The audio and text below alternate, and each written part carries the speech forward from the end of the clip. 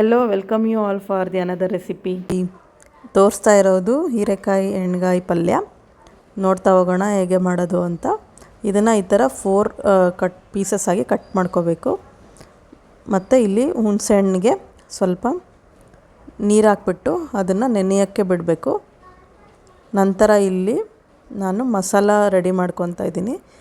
ಹೀರೆಕಾಯಿ ಒಳಗಡೆ ಫಿಲ್ ಮಾಡಿಬಿಟ್ಟು ಅದನ್ನು ಪಲ್ಯ ಆಗುತ್ತೆ ಅದರಿಂದ.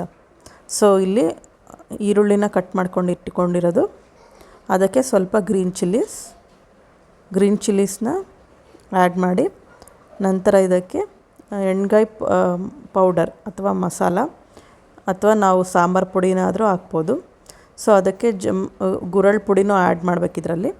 ಸೊ ಇದು ನಾನು ರೆಡಿಮೇಡ್ ಪರ್ಚೇಸ್ ಮಾಡಿರೋದು. ಸೊ ರೆಡಿಮೇಡ್ ಪೌಡರ್ ಹಾಕ್ತಾಯಿದ್ದೀನಿ, ಎಣ್ಣೆಗಾಯಿ ಪೌಡರು. ಇದಾದಮೇಲೆ ಇದನ್ನು 4 ಅಥವಾ 5 ಸ್ಪೂನ್ ಹಾಕೋಬೇಕು. ಜಾಸ್ತಿ ಹಾಕೊಂಡ್ರೂ ಚೆನ್ನಾಗಿರುತ್ತೆ. ಸೊ ಇದಾದಮೇಲೆ ಇದನ್ನು ನಾವು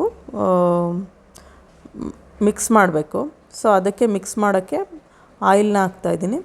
ಯೂಸ್ ಮಾಡ್ತಾ ಇರೋದು ಸಾಫ್ಲವರ್ ಆಯಿಲು ಅಥವಾ ಇದನ್ನು ಕುಸುವೆ ಎಣ್ಣೆ ಅಂತ ಹೇಳೋದು. ಇದು ಆಯಿಲ್ ಹಾಕಿದ್ಮೇಲೆ ಇದನ್ನು ಮಿಕ್ಸ್ ಮಾಡಬೇಕು. ನಂತರ ಇದಕ್ಕೆ ಸ್ವಲ್ಪ ಹುಣಸೆಹಣ್ಣಿನ ರಸ, ನೆನೆಸಿಟ್ಟಿರೋ ಹುಣಸೆಹಣ್ಣಿನ ರಸ ಹಾಕ್ಕೋಬೇಕು. ನಂತರ ಸ್ವಲ್ಪ ಉಪ್ಪು, 1 ಟೇಬಲ್ ಸ್ಪೂನ್ ಆಫ್ ಸಾಲ್ಟ್ ಹಾಕ್ಬಿಟ್ಟು ಇದನ್ನು ಮಿಕ್ಸ್ ಮಾಡಬೇಕು. ಇದನ್ನು ಕೈಯಲ್ಲೇ ಮಿಕ್ಸ್ ಮಾಡಬೇಕು. ಸ್ಪೂನ್ ಅಥವಾ ಸೌಟಿಂದ ಮಾಡಿದ್ರೆ ಅದು ಮಸಾಲ ಅಷ್ಟೊಂದು ಚೆನ್ನಾಗಿ ಮಿಕ್ಸ್ ಆಗೋಲ್ಲ.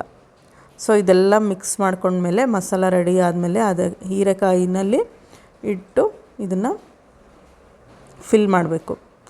ಸೊ 1 ಬೈ 1 ಎಲ್ಲ ಹೀರೆಕಾಯಿ ಒಳಗಡೆ ಇದನ್ನು ಫಿಲ್ ಮಾಡಿಬಿಟ್ಟು ರೆಡಿ ಮಾಡ್ಕೋಬೇಕು. ಸೊ ಹೀರೆಕಾಯಿ ಯೂಸ್ ಮಾಡೋದ್ರಿಂದ ತುಂಬ ಹೆಲ್ತ್ ಬೆನಿಫಿಟ್ ಇದೆ. ಏನಂದರೆ ಅದರಲ್ಲಿ ಫೈಬರ್ ಕಂಟೆಂಟ್ ತುಂಬ ಜಾಸ್ತಿ ಇರೋದ್ರಿಂದ ಹೆಲ್ತಿಗೆ ತುಂಬ ಒಳ್ಳೆಯದು. ಡೈಜೆಷನ್ ಪವರ್ ಎಲ್ಲ ಇನ್ಕ್ರೀಸ್ ಆಗುತ್ತೆ. ಸೊ ಇಲ್ಲಿ ಒಂದು ಪಾತ್ರೆಗೆ ಸ್ವಲ್ಪ ಆಯಿಲ್ನ ಜಾಸ್ತಿ ಹಾಕ್ಕೊಂಡ್ರೂ ಚೆನ್ನಾಗಿರುತ್ತೆ. ಯಾಕಂದರೆ ಪಲ್ಯದಲ್ಲಿ ಆಯಿಲ್ ಕಂಟೆಂಟ್ ಇದ್ರೂ ಸ್ವಲ್ಪ ಟೇಸ್ಟ್ ಚೆನ್ನಾಗಿರುತ್ತೆ. ಸೊ ಆಯಿಲ್ಗೆ ಸ್ವಲ್ಪ ಸಾಸಿವೆ, ಬೆಳ್ಳುಳ್ಳಿ, ಕರಿಬೇವಿನ ಸೊಪ್ಪು. ಸೊ ಪಲ್ಯ ಯಾವುದೇ ವೆಜಿಟೇಬಲ್ ಪಲ್ಯ ಆದ್ರೂ ಇದೆಲ್ಲನೂ ಮಸ್ಟ್ ಇಂಗ್ರೀಡಿಯೆಂಟ್ಸು. ಬೆಳ್ಳುಳ್ಳಿ ಮತ್ತು ಕರಿಬೇವು ಇದ್ದೇ ಇರುತ್ತೆ. ನಂತರ ಅದಕ್ಕೆ ನಾವು ರೆಡಿ ಮಾಡ್ಕೊಂಡಿರೋ ಅಥವಾ ಫಿಲ್ ಮಾಡ್ಕೊಂಡಿರೋ ಹೀರೆಕಾಯಿನ ಇದರಲ್ಲಿ ಹಾಕಿ ಫ್ರೈ ಮಾಡಬೇಕು. ಸ್ವಲ್ಪ ಆಯಿಲಲ್ಲಿ ಅದು ಫ್ರೈ ಆಗಬೇಕು ಚೆನ್ನಾಗಿ. ಇದು ಫ್ರೈ ಆಗ್ತಿದ್ದಂಗೆ ಇದಕ್ಕೆ ಸ್ವಲ್ಪ ನಾವು ರೆಡಿ ಇಟ್ಕೊಂಡಿದ್ದ ಮಸಾಲ ಇರುತ್ತಲ್ಲ, ಅದಕ್ಕೇ ಸ್ವಲ್ಪ ನೀರು ಹಾಕ್ಬಿಟ್ಟು ಅದನ್ನು ಗ್ರೇವಿ ಬೇಕಂದರೆ ನೀರು ಹಾಕ್ಕೋಬೇಕು.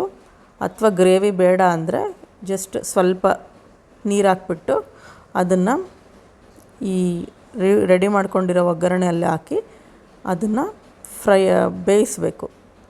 ನಾನಿಲ್ಲಿ ಗ್ರೇವಿ ಬೇಕಾಗಿರೋದ್ರಿಂದ ಸ್ವಲ್ಪ ನೀರನ್ನ ಹಾಕಿದ್ದೀನಿ, ಜಾಸ್ತಿನೇ ಹಾಕಿದ್ದೀನಿ. ಇಲ್ಲ ಅಂದರೆ ಸ್ವಲ್ಪ ಹಾಕೋಬೋದು ನೀರು.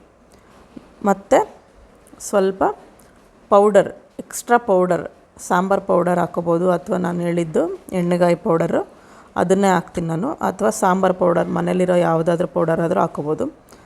ಸೊ ಆಮೇಲೆ ಸ್ವಲ್ಪ ಸ್ವೀಟ್ಗೆ ಬೆಲ್ಲ ಹಾಕ್ಬಿಟ್ಟು ಪ್ಲೇಟ್ನ ಮುಚ್ಚಿ ಇದನ್ನು ಸ್ವಲ್ಪ ಹೊತ್ತು ಬೇಯಕ್ಕೆ ಬಿಡಬೇಕು.